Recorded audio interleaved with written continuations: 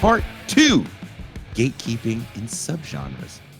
Now, the topic at hand, selling out and gatekeeping, is a real thing. Ladies and gentlemen, let me tell you, and I can't lie, I've probably played a role in both at some point.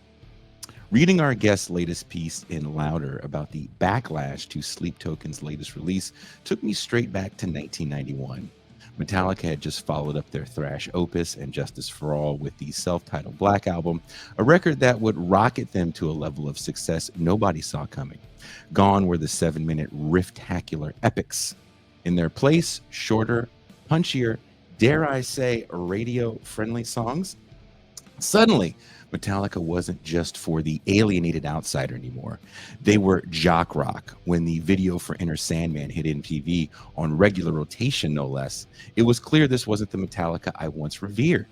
This new version came with stylized videos, commercial appeal, and broad reach, territory previously reserved for the eyeliner smeared likes of Motley Crue and Poison. Metallica had gone from counterculture icons to mainstream mainstays. Freddy Krueger, Jason Voorhees, Metallica, all now safe for the lunchbox crowd.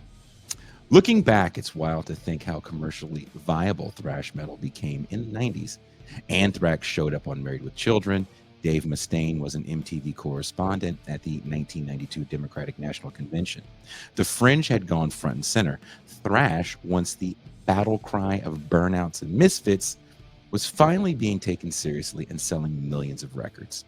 Ironically, the very genre that opened the door for thrash hair metal with all its pop gloss was fading.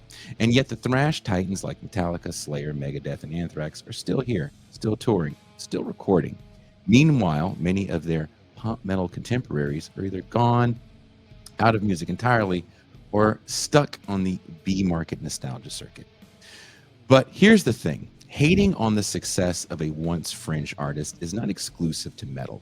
It happens in every subgenre. In scenes obsessed with authenticity, there are rules, unspoken, but very real, about what you can and can't do. Break them and you're no longer welcome. You've sold out. You've violated the code. That's where the gatekeeping comes in. The fans, especially the ones who were there before the fame, feel betrayed. The artists, they believe, left the righteous path for fortune and fame. And now the genre's sacred space is being invaded by tourists, by people who don't know the iconography, the history, the realness. These are the fights happening now online around bands like Sleep Token.